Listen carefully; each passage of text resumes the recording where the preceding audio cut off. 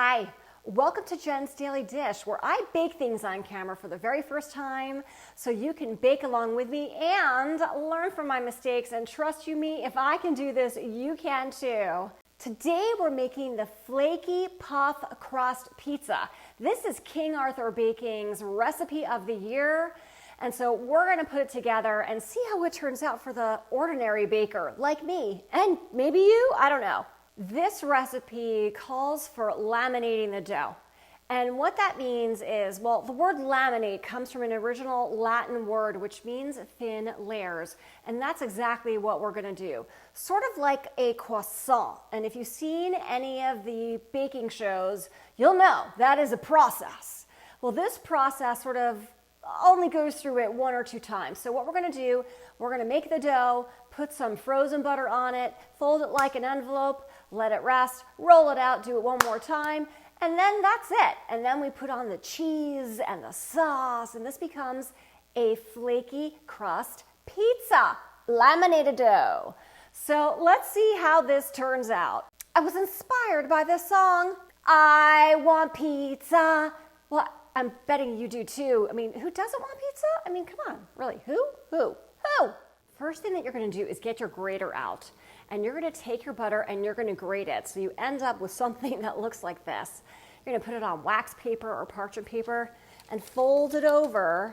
And you're gonna stick it in your freezer for at least 30 minutes before you start this recipe. It is super important that your butter is frozen. Flour, yeast, salt, sugar. And I'm adding a little bit of pizza dough flavor. This combines a little bit of cheddar cheese and a little bit of garlic. Feel free to add seasonings in if you would like to. It's optional. Going in. Whisk together. Water. Olive oil. Begin to stir this together. We're going to knead it in a moment. We want to get it to like a craggy appearance or shaggy appearance. A few dry patches may remain, but that's okay. We'll take care of that. Knead in the bowl so that it starts to kind of clump and come together. Lightly flour your surface. Transfer your dough ball and begin to knead it again for 1 to 2 minutes. We're really going to like dig into it. We want that gluten to develop, and so we're going to be pressing in. After continuously kneading it, you're noticing that the color is changing and it's becoming smooth, and that is what you want. You want it to be smooth. I'm not seeing those dry patches as much anymore. So that's what you want it to look like, something like this, smooth. Let rest for 30 minutes. This is when the water and the flour will soak up everything together and it'll make the dough puffy. While the dough is rising, preheat your oven to 475 degrees. The dough should be noticeably puffy at this point, and mine doesn't really look as puffy as it should, and I think it's because my house is cold, but I'm gonna keep going anyway. All right, we're gonna transfer it again. We're gonna use this floured surface that we have here, and we're gonna roll this out into a 10 by 13 size.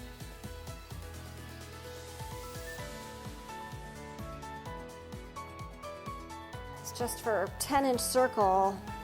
It's here, so that's 10 inches wide, so it's about 10 inches there.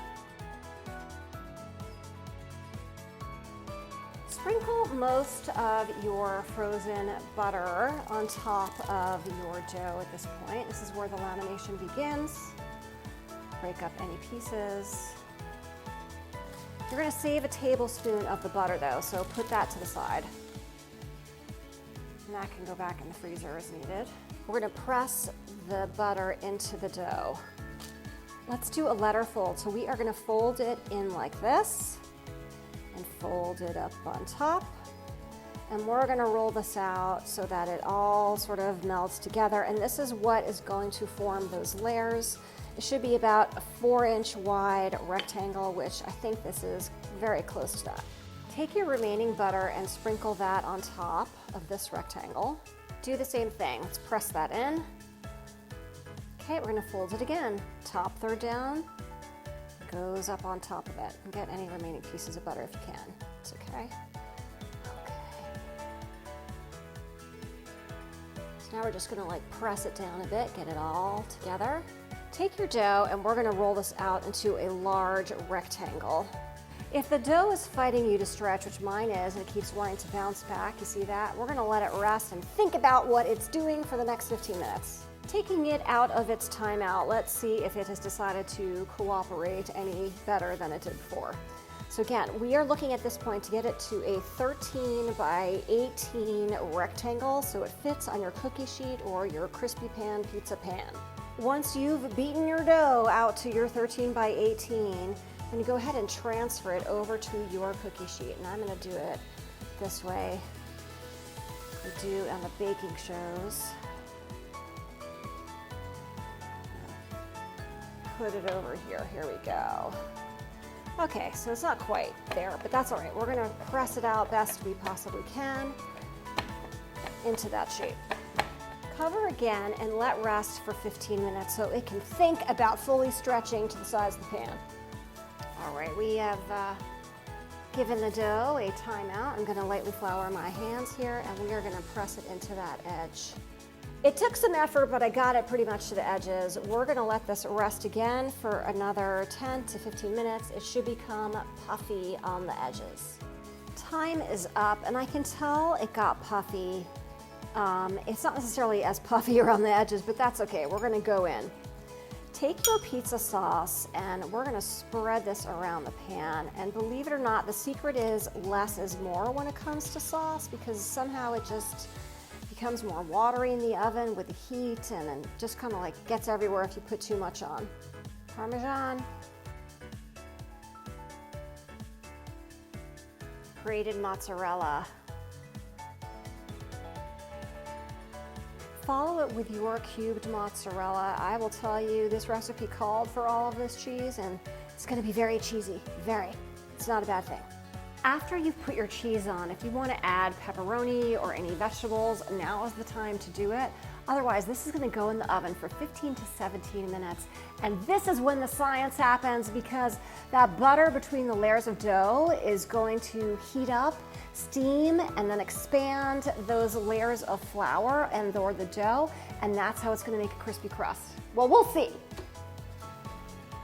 Time's up, cheese is browned in places, crust looks golden brown, it is ready to take out. Note, I put it on the bottom rack because I'm using an ordinary cookie sheet, so try to do the same with yours. Let's see how the bottom of this crust is and see if we need to get it back in the oven by itself. All right, so here's the deal. If your crust is not crunchy, which this, I don't know if it's quite crunchy enough, you can take the whole thing and just stick it on in the oven itself. So let's see if we can do that. And what I'm gonna do here is take the pizza out and slide it right on that rack for another 3 minutes. I'm gonna put this below it just in case. 3 minutes more. All right, time is up. Use whatever you have to get that pizza out of there because you don't want it to get on your oven. So I'm gonna use this peel, which I guess I should be able to put right underneath it. There we go, all right. Okay, let's get some oil topping on it if we like. Shift it over to a cooling rack, let it get nice and crunchy. If you wanna drizzle it with any olive oil or a basil oil or garlic oil, now is the time to do that. Let cool for about 3 to 5 minutes. Let's cut it. Oh, I can feel the crispiness of it already. Look at this pizza. I just have to say, I mean, come on, doesn't that look good? Let's take a look at a piece of it. All right, I took a corner here and you can see that there are layers there. Do you see that? There are layers, and again, that is due to that butter pushing the layers of the dough in the oven with the steam and pushing them up, making those layers. So let's see what those layers taste like and if this is really worth it to be the recipe of the year for King Arthur Baking.